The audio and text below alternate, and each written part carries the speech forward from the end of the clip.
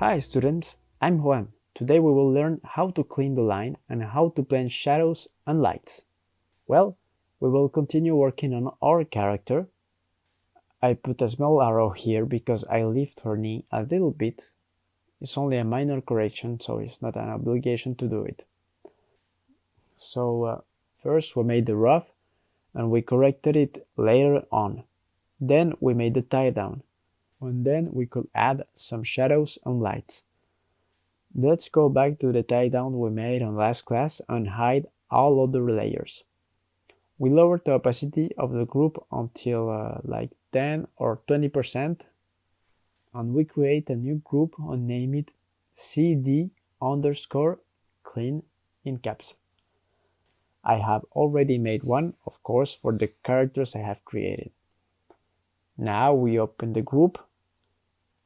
We make another group within the CD clean group because I have 3 other groups for the characters I made before.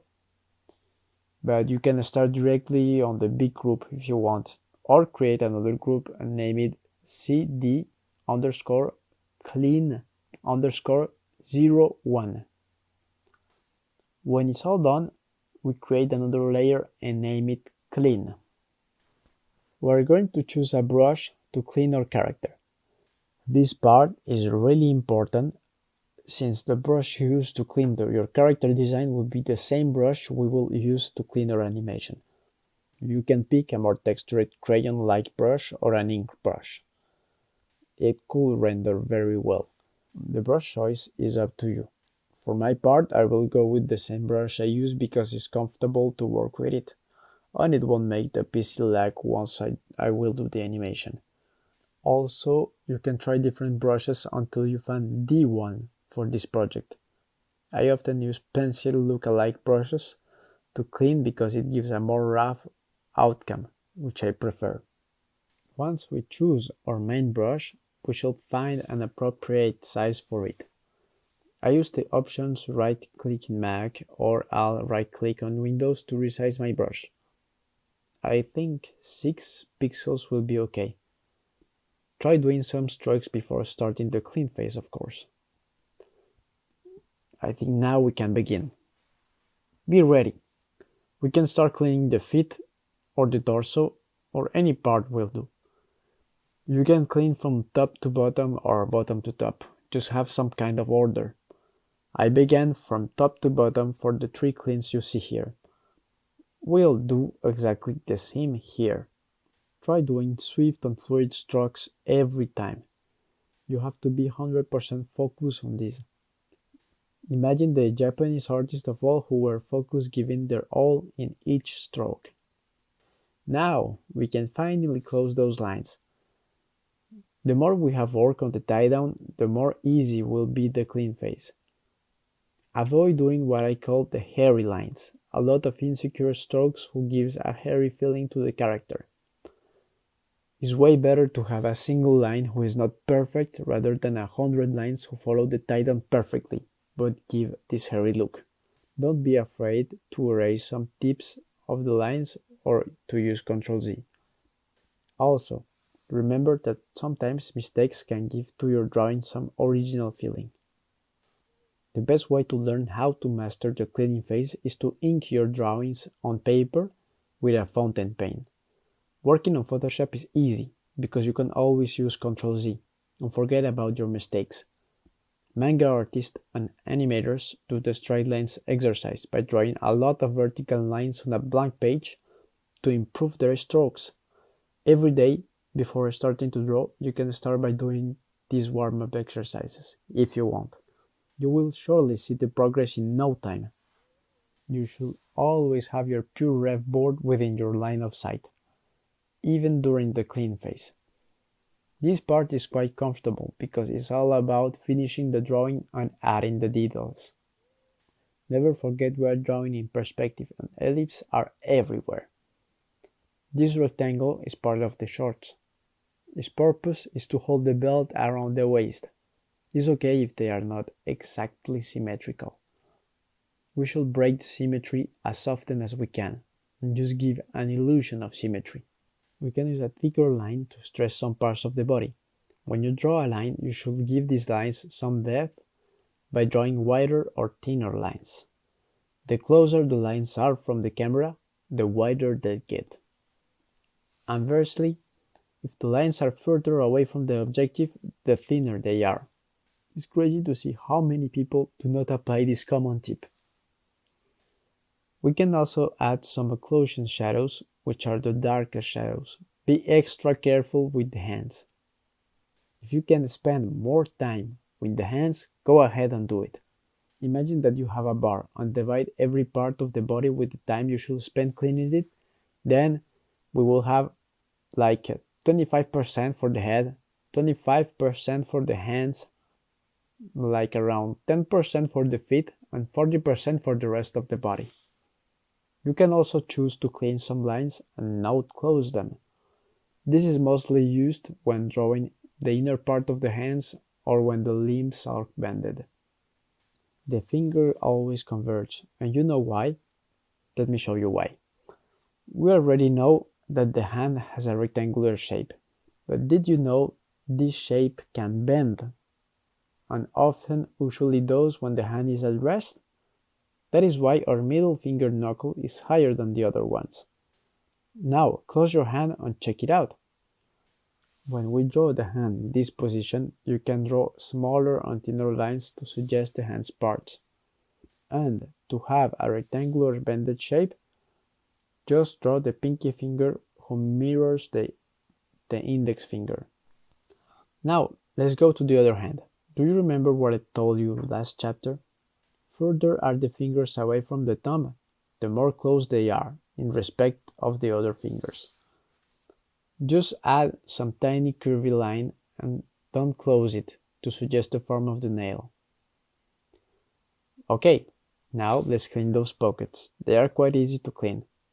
If you need it, make the eraser smaller. It can help you improve the details. Sometimes, not every time. When you're drawing cloth lines or wrinkles inside the body, you can draw them thinner than other lines. Add a line above the belt to show part of the short. This little detail gives realism and depth to your drawing. When drawing the space between the legs, add a gap. The legs are separated by a tight gap where our sexual organs are. We probably should draw the wrinkles around this gap. If her leg was higher, the wrinkles will be higher too, since the piece of fabric will be contracted. The gap gets wrinkled too, of course.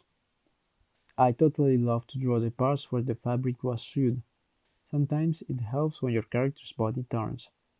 Try making a single line for the outer part of her leg. It's okay if it's not perfect at first. You have to avoid using hairy lines, mostly when drawing naked or close to naked parts. For example, the face, her hands, and her legs in this character. Here there is a little tip. Since the leg is in pronation and I have put an arrow to indicate her knee should be higher, I correct this mistake during the clean phase. Sometimes it happens when the mistakes are small. We add 2 more lines across the leg. One for the limit between the leg and the boot, and done. I'm finding inspiration from the second character. Even thought I used PureRef to draw her, so normally this reference should be in PureRef. These shorts are on PureRef board. Her tights as well. Now look at her knees. Because of the lopsided pose, her left leg is a little bit bended. This means there should be a minor wrinkle here. While the right side is stretched, the left side is contracted. We draw the first line to separate her legs here and focus on the gap. When we look at these examples, you see the tight gap. Of course, this doesn't appear in everyone, but it will help me illustrate my purpose. No matter how your morphology is or how fat you are, the inner part of both legs don't originate at the same point. If you check the bone structure, you can see that the leg bones are attached to the outer part of the pelvis. This means the legs are diagonal. Okay, now we draw the tight line. We begin cleaning the right sock and doing the stripes to give more depth. There are lots of wrinkles around the ankle, but the most important are the ones on the front. We follow the line we made Of course, we follow the line we made during the tie down and retrace most of the time. Oh no! I realized I made her short holes too high. Well, we can lower them a bit. It's not a big deal if both holes are not symmetrical or at the same height. Remember that we are the sworn enemies of symmetry, after all. Now we draw one line for her inner thigh again. If you want to draw some hairy lines, we can do them on the knees, much like Senseiya. I was a huge fan of Senseiya during my childhood. It was one of my first approaches to anime with Dragon Ball Z and Ranma. I don't know how to say it, Ranma and a half in English. Of course, my favorite one is Ranma. Now we have again the chicken drumstick shape. I love chicken drumstick too, by the way. Draw the chicken drumstick shape with the flow of an ancient Japanese artist. Now we draw the other sock following the same pattern. While drawing the boots, we look at some drawing references on our pure ref board since this part requires a lot of detail and knowledge. If you want to have a balanced image, choose where the most important part will be and add more details and color to this part. If you put details to everything, it will be a nightmare to animate due to the number of elements, but the image or character will look overcharged. Even when doing overcharged characters, think about the vacuum of certain places. The image must be in harmony. Here, our character will have a lot of details on her forehead because of the fringe and on the boots. Add wrinkles to the most bended places like the start of the toes or around the ankle. Now, let me show you an example of the different shapes of the feet. This part bends a lot, mostly because we bend our toes when we walk.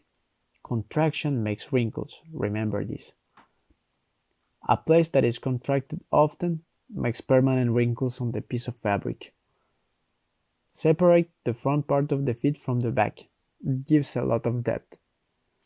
Please, if you want to draw realistic feet or shoes, do not draw triangles only. The front of the feet is way more flat than the middle part. It is also rounded, that is why we draw a rounded shape. Never and never forget the sole. It has also a surface. Depth and width. Separate it from the shoe. The other shoes that I drew are less hiking shoes. They are more like city boots. They don't even have big socks, and big socks is a must when you go hiking.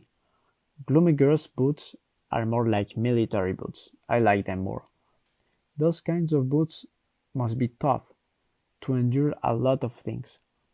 Hiking soles are never flat. They are toothed or serrated to grasp the edges of the rock surface. While we clean the other feet, we do not forget the feet are on pronation, facing towards the center. We copied the same type of shoe and inverted a bit. Take your time while drawing and always follow your ref. You can also use mixed references, of course. Even if you think you are creating something new, it's probably false, since you are using your memory bank of images. That's why you should always seek references to enrich your mind library. Well, we add the metal square grips for the bootlace, proper to nowadays hiking boots, and we draw the shoe line on the boots, of course. These lines should be real thin. Shoe lines should always be thinner than other lines. Sometimes shoe lines go over each other. It's okay. We can make them this way if we want. Never forget the upper part of the boots is cylindrical. We can darken the inner part of the boot because of the occlusion shadows. Great! Now we finish the upper part by adding the 4 metal square grips on her left boot. Now we can add the bootlace.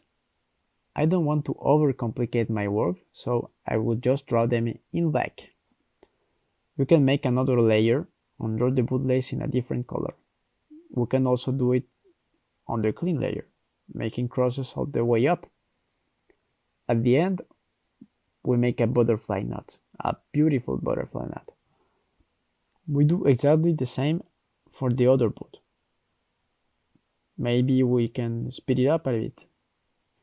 And we finish with another beautiful knot. Wow, the boots are finally done. Now we can finish with the face, the top priority of the character design. It will be the part people will look the most. We can make the face gloomier rather than what we draw during the tie-down. Let's try to exaggerate her inner contempt. I always hesitate to draw the chin. It's more important than you know, because it's where you put the face. The chin is like the borders. Here I followed the tie-down, so this part was really easy. We began by drawing the outer parts of the head. This means hairline, chin, and if you haven't done it already, the neck. Rotating the image helps a lot, mostly when cleaning complicated lines. I never rotate my workspace, but I flip a lot. To rotate, just press R, or go to the hand tool and click on it. Then click on Rotate. You can also use Shift. If you rotate, then it's good. You will probably have prettier lines, but this takes a little bit more of time. I think flipping is more important, but rotation can be useful in some cases. To clean the nose, on the nose pitch, follow the tie down. 2 dots on one line, as simple as that. I often do the mouth various ways. On manga and certain comics, they just use one line because it's less time consuming and easier to animate. But if you want, we can also draw the lips. Drawing lips is great, and it can add a lot to your characters if you know how to draw them. Let's try making her lips. Whoa, she looks older now. When drawing the eyes, remember that the upper lid line must be thicker than the lower lid lines. The eye is also a bit close to have this stern look. You can tell she cannot be easily surprised. Oh no. If it's not symmetrical, don't worry, we will flip it later. We will draw the eyebrows, even if they will disappear beneath the hair. Do not zoom the image too much. You should at least see her bust, like her shoulders on the neck. Drawing her hair is one of the most fun parts to do. It's just drawing lines. When you add hair to your character, it's weird, but it gives them a lot of life. Think about the arcs on curves on the Japanese letter artists who focus when drawing these lines every time, like they focus a lot. I realize now that I don't like her mouth, so we delete it and draw a single line. I think it's better this way, but it's only my point of view.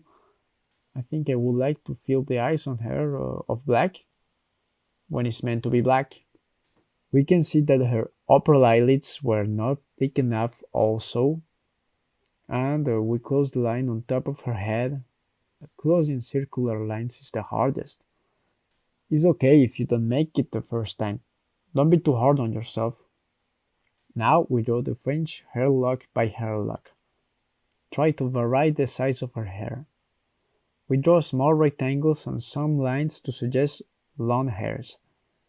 When you're closer to the ears, the rectangles get a bit shorter because of a slight perspective angle. The middle ones are wider and the corners ones are shorter. It's that easy. Once we finish our clean face, we can turn off the tie-down layer. Here is a good moment to flip the image and correct some flaws, which will be, I think, mostly on the face. They are not only mostly on the face, I feel like the legs are a bit low, so we are going to select them with the lasso tool.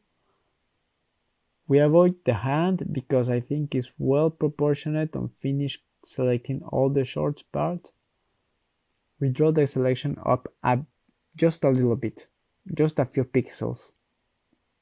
I like characters with long legs, that is why we change a tiny bit the proportions. We correct the lines that should be close but aren't anymore because of the selection drag, so it's just filling up the gaps, I think.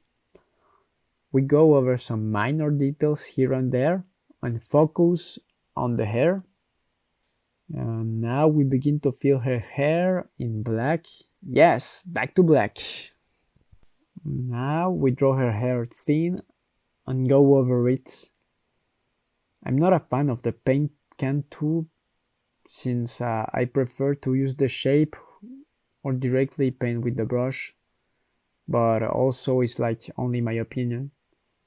You can always do her hair in another layer if you want, but in my humble opinion I love to live dangerously, so no. Okay, always check the tie down to review the kind of vibe you want to give to your character. Mine is not gloomy enough, I think. Her upper eyelid must have a slight angle towards the nose. We correct it quickly by erasing this part. And we keep filling the blank spaces here and there. We can also fill this part with the lasso tool. I advise you to select an inner part of the hair and then use the rectangle tool.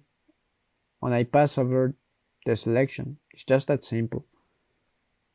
Sometimes using the paint tool leaves like some pixels blank, and that's why I don't like it.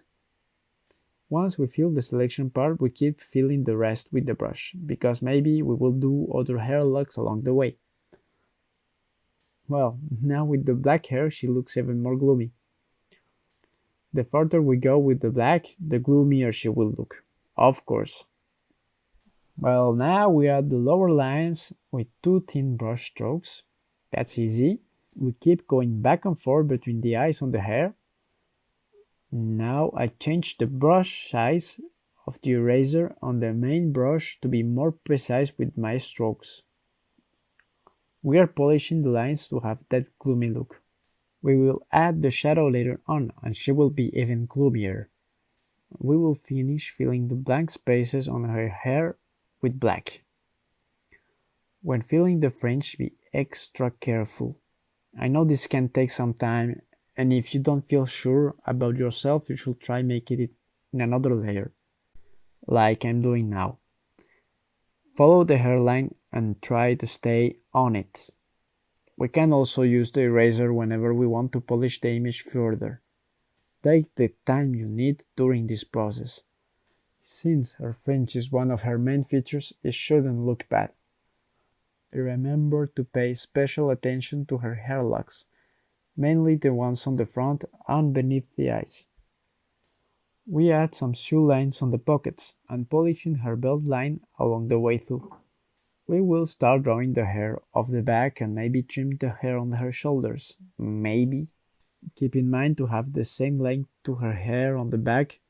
As always, we can directly clean it and fill it on the clean layer or make another layer for that purpose. Since her hair is very straight, we do rectangular hair locks and fill them afterwards. Don't forget the long hairs. Never forget the long hairs. I personally love drawing straight hair on my characters, and I love even more doing them with fringes. Mostly with girls. Animators prefer short hair because it's way easier to animate. Well, I prefer long hair and I'm not afraid to animate it. Don't be afraid, I will get you through hair animation. Well, I decided to cut her hair lock on the shoulders. I definitely don't like them one bit. It's better if her hair goes on the back. It will make it look way longer. We have just to erase that part and retrace her shoulder accordingly to the previous position. Then we polish her arms line and her lock of hair. She will certainly have 2 or 3 locks of hair here, even if most of the hair is on the back. Now is a good time to save the file and to check for mistakes by flipping the layer with F2. Yeah, flipping! Oh, of course, if you have made her hair on another layer, like me, it won't flip. For that purpose, merge the layers. You right-click on both layers and choose Merge Layers, or you can just press Ctrl E or Command E on Mac. And now we can flip all the assets. Once we turn off the layers who hinder our view, we summon her face. The main reason to flip here is to find symmetry for the eyes. I knew from the beginning that her eyes were not looking at the same direction from the start. But I knew that flipping helps a lot with this problem. See how I slowly polish them? This is why eyes takes more time than other things. Sometimes you can feel they will never be okay, so don't panic. When you flip the image, you can also check the volumes like the roundness of her head. Let's flip it back. This is the magic of the flip. You come back and see other mistakes. We can spend a lot of time correcting this and we will never be done. Going back and forth, you should have a good result. Another way of checking your image is by taking a photo of it. You will see tons of mistakes then. This will help you improve. Try taking notes of your most common mistakes that you want to correct. Remember that sometimes what I call mistakes can give your artist originality. So don't discard them. After flipping back and forth and correcting mostly the eyes during 2 minutes, we are done with the clean. Now we can stop right here. But if you want, let's add some shadows and lights. Now we are making the lights and the shadows. We create 2 layers, layer 1 and of course layer 2. We name the first one SHDW or shadows. We put it before the clean. The other one we will name it lights. So, shadows are not the hardest part of this phase. Now I go to the other girls and I pick the blue color on her shadows. For you, try picking a saturated blue color, but don't make it too flashy. Not too saturated, not too black, and not too bright. Near the center is enough. In animation, you can see a lot of animators using blue for the shadows.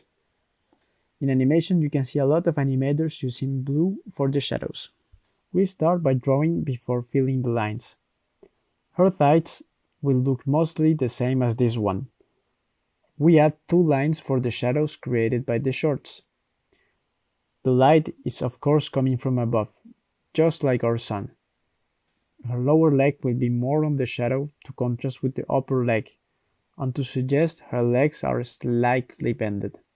We leave a little line near her leg. The light comes like this on the legs. We go down until the boots and follow the same pattern. Oh, we don't see the line. So now we put the layer on top of the clean layer. The shadow stops before the front of the feet to give some depth to the image. Mostly the same as the other characters here. These parts will certainly be in the shadow, all near the leg gap. This part here is the shadow of the arm. We do the same thing near her left hip.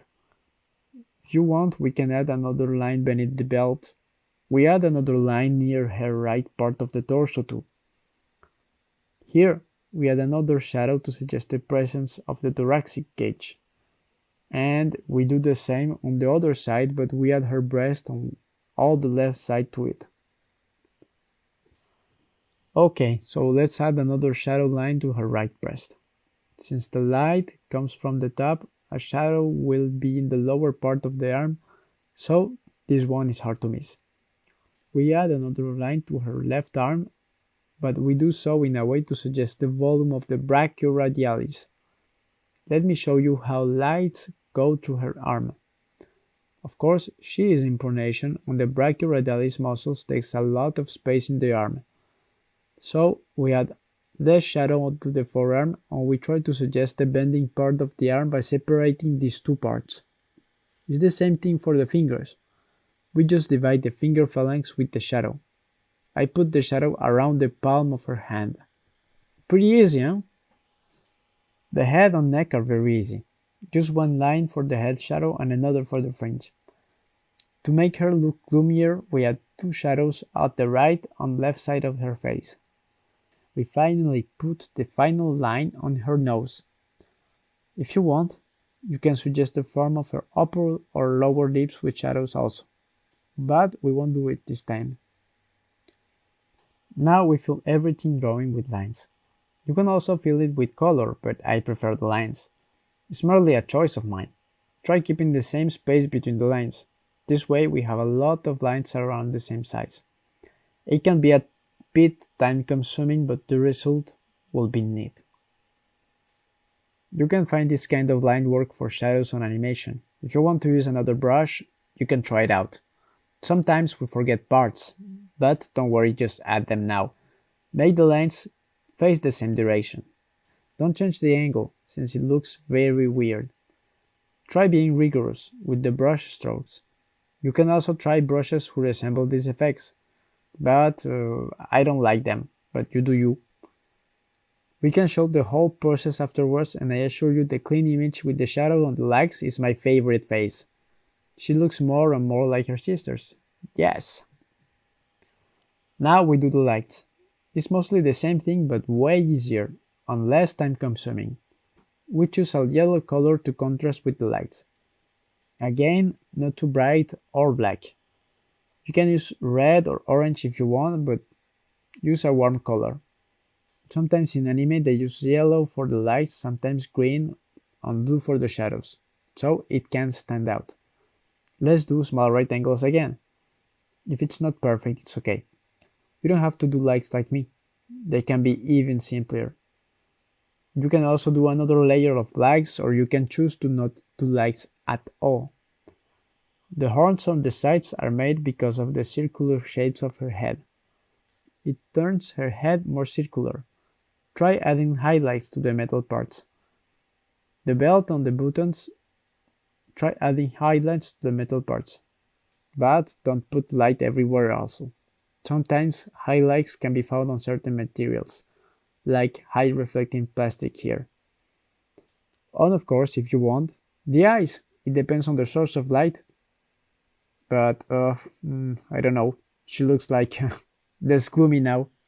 I prefer her without highlights on her pupils. Yeah, let's take that away because she looks more gloomy. And that's all. And finally, that's all. We are done. So, we have learned how to create a character starting by the rough, then the tie down, and the clean. Today we learn how to put the lights and shadows. Save up, of course, and see you next time. Have a great day. Bye.